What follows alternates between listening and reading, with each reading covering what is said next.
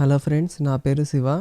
నా ప్రీవియస్ వీడియోలో సిఎస్ఎస్ని హెచ్టిఎంఎల్లో ఎన్ని రకాలుగా వాడాలో చూశారు. సో ఈరోజు అయితే యాంకర్ ట్యాగ్ని చూద్దాం. యాంకర్ ట్యాగ్ మీరు ఆల్రెడీ యాట్రిబ్యూట్స్లో ఎలా వాడాలో చూశారు, కానీ ఈ వీడియోలో బ్రీఫ్గా ఫుల్ డీటెయిల్స్ చూద్దాం యాంకర్ ట్యాగ్ గురించి. సో ఫస్ట్ Vscode ఓపెన్ చేసుకుంటున్నా. HTML డాక్యుమెంట్ కోసం బయట ఒక ఫోల్డర్ తీసుకుంటున్నా.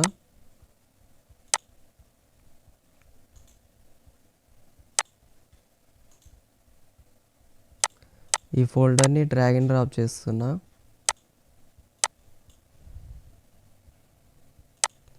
ఇప్పుడు HTML ఫైల్ అయితే క్రియేట్ చేసుకుంటున్నా.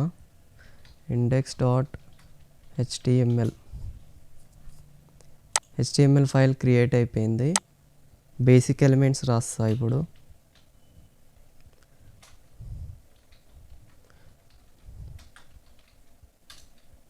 Dock type HTML root element రాస్తున్నా.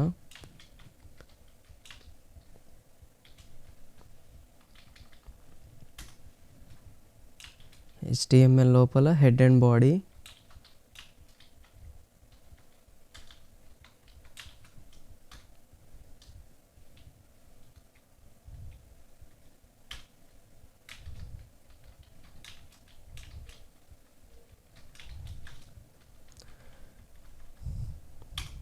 టైటిల్ వచ్చేసి యాంకర్ ట్యాగ్ ఇస్తున్నా. మీరు కూడా నాతో పాటు చేయండి.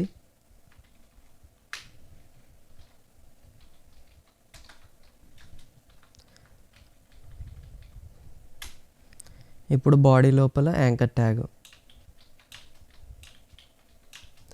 యాంకర్ ట్యాగ్ అసలు ఎందుకు యూజ్ చేస్తామంటే లింక్ జనరేట్ చేయడానికి. వెబ్సైట్లో లింక్ ఎందుకు యూజ్ చేస్తాం? ఏదైనా ఇన్ఫర్మేషన్ని మన వెబ్సైట్లో యాక్సెస్ చేసుకోవడానికి.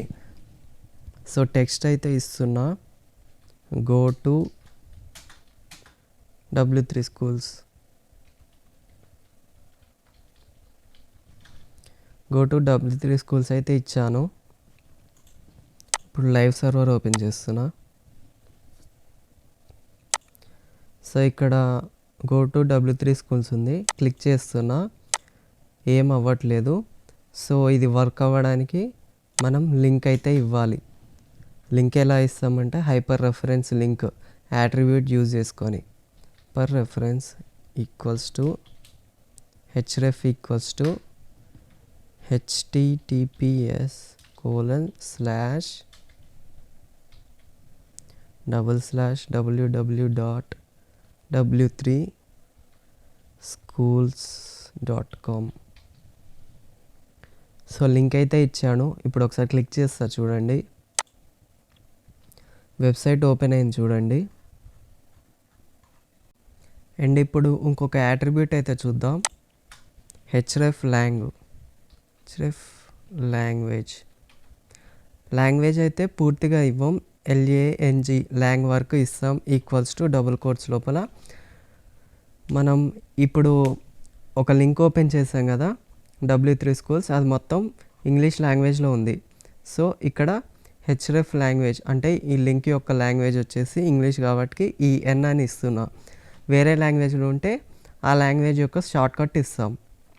ఓకేనా? ఇది ఎక్కువ వాడము, బట్ వాడాల్సి వస్తే ఇలా వాడాలి. అండ్ నెక్స్ట్ టార్గెట్ అంటే మనం ఇచ్చిన లింక్ ఏ విండోలో ఓపెన్ అవ్వాలని ముందుగానే సెలెక్ట్ చేస్తాం. Target equals to double quotes లోపల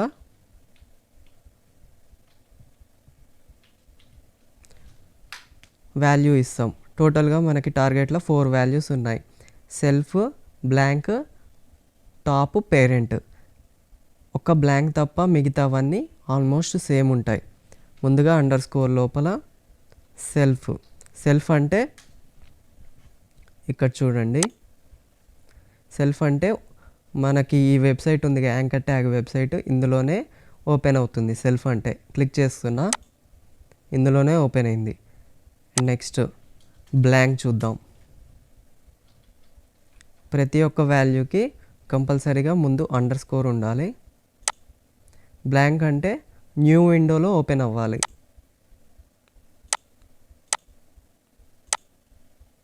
చూసారా, న్యూ విండోలో ఓపెన్ అయింది, ఈ విండో కాకుండా. And next top and parent. Top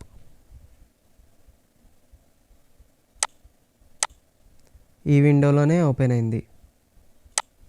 parent చూద్దాం.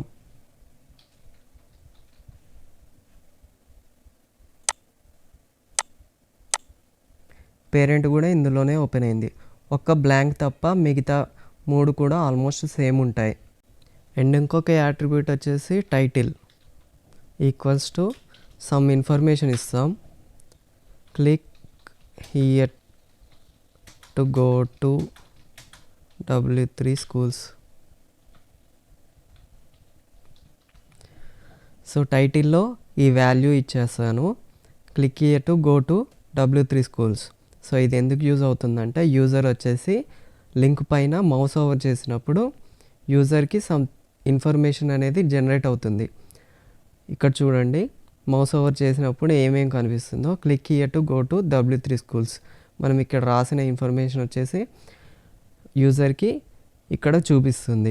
అంటే యూజర్కి సమ్ ఇన్ఫర్మేషన్ అనేది తెలియజేయడానికి ఈ టైటిల్ యాట్రిబ్యూట్ అయితే యూజ్ అవుతుంది. అండ్ ఫ్రెండ్స్, ఇక్కడ ఎక్స్టర్నల్ వెబ్సైట్స్ అయితే యాక్సెస్ చేసాం కదా. ఎక్స్టర్నల్ వెబ్సైట్స్ మాత్రమే కాకుండా లోకల్లో ఏమైనా డాక్యుమెంట్స్ ఉన్నా వాటిని కూడా యాక్సెస్ చేయొచ్చు. చూపిస్తా చూడండి. ఇంకొక యాంకర్ ట్యాగ్ అయితే తీసుకుంటున్నా.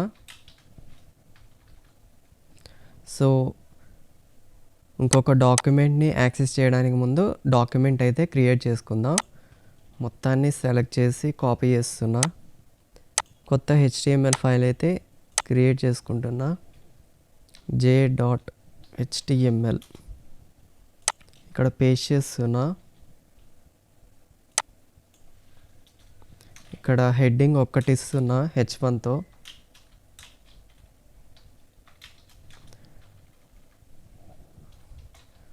This is a heading. ఇక్కడ హెడ్డింగ్ ఒకటి ఇచ్చాను. సో నేను ఈ j.html వెబ్సైట్ని అయితే డాక్యుమెంట్ని అయితే యాక్సెస్ చేయాలనుకుంటున్నా. Go to j.document.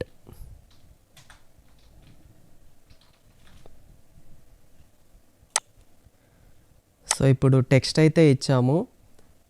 ఇక్కడ లైన్ బ్రేక్ అయితే తీసుకుందాం, పక్కనే వస్తుంది. BR, ఇంకొక BR తీసుకుందాం. ఓకే, స్పేస్ వచ్చింది రెండింటికి మధ్యలో. ఇప్పుడు గో టు j.document.